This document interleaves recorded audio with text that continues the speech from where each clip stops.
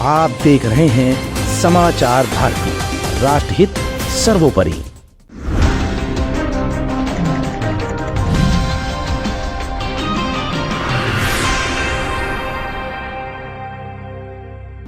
Samajwadi party के लिए अखिलेश ने कर दी सीटों की घोषणा, कांग्रेस को दिया लॉलीपॉप, कांग्रेस बैठ गई चुपचाप।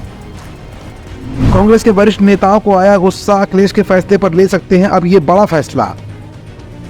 इंडिया गठबंधन में तू मैं और हाय हाय शुरू।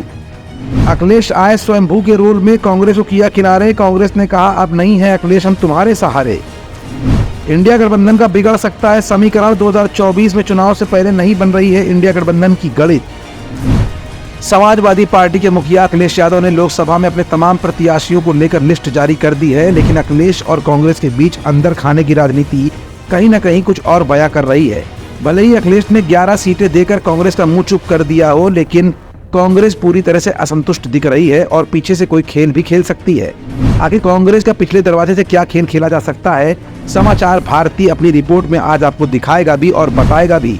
दरअसल पिछले एक हफ्ते में देश में जो सियासी घटनाक्रम बदला है, उसमें बंगाल और बिहार के बाद उत्तर प्रदेश का भी अब बड़ा रोल बन गया है। खासकर इंडिया ब्लॉक को ममता और नीतीश के बाद अब अखिलेश यादव ने भी झटका दे दिया है। अखिलेश यादव ने सीधे तौर पर कांग्रेस के साथ चुनाव नहीं लड़ने जैसी कोई बात तो नहीं कही है, लेकिन कांग्रेस के लिए अखिलेश यादव ने उनके सियासी दायरे की लकीर खींच कर रख दी है। जिस वक्त बिहार से महागठबंधन सरकार की विदाई की इबारत लिखी जा रही थी, ठीक उसी वक्त अखिलेश यादव ने ट्वीट कर कांग्रेस पार्टी के लिए 11 सीटें तय कर दी और ये भी लिख दिया कि कांग्रेस के साथ मजबूत गठबंधन की दिशा में प्रयास चल रहा है। कांग्रेस पार्टी को तब ये पता भी नहीं था कि समाजवादी पार्टी ने उनके लिए 11 सीटें तय कर दी हैं।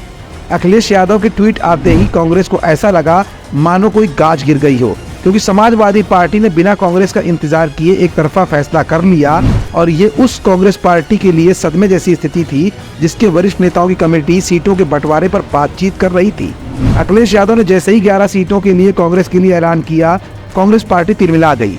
अखिलेश यादव के इस हमले के लिए तैयार नहीं थी कांग्रेस पार्टी, लेकिन अपनी तरफ से इस फैसले को न मानते हुए गोलमोल बातें करना शुरू कर दी। न तो उन्होंने अखिलेश यादव के फैसले को नकारा और न ही इस फैसले को माना। कांग्रेस ने अखिलेश यादव के ट्वीट पर यह कहकर अपनी तरफ से सफाई दी कि अखिलेश यादव ने उनके लिए सीटें तय नहीं की हैं, बल्कि मिलने वाली सीटों की पहली किस्त का ऐलान किया है, जबकि अभी बातचीत आगे चलेगी और अभी आगे कई सीटें पार्टी को मिलेंगी और पार्टी ने जो अपने लिए सीटों की संख्या तय की है, पार्टी उतने पर ही गठबंधन में जाएगी। कांग्रेस सूत्रों की माने तो कांग्रेस 11 सीटों पर खुश नहीं है। कांग्रेस यूपी में 15 से 17 सीटें चाहती है। दरअसल कांग्रेस ने शुरू में ही करीब 26 सीटों की मांग की थी। कांग्रेस का मानना था कि अगर इसमें काट भी होती है तब भी 18 से 20 सीटें कांग्रेस के पास आ जाएंगी, मगर अखिलेश यादव ने कांग्रेस को इससे भी आधी सीटें दे दी और कांग्रेस को 11 सीटें देने का ऐलान कर दिया।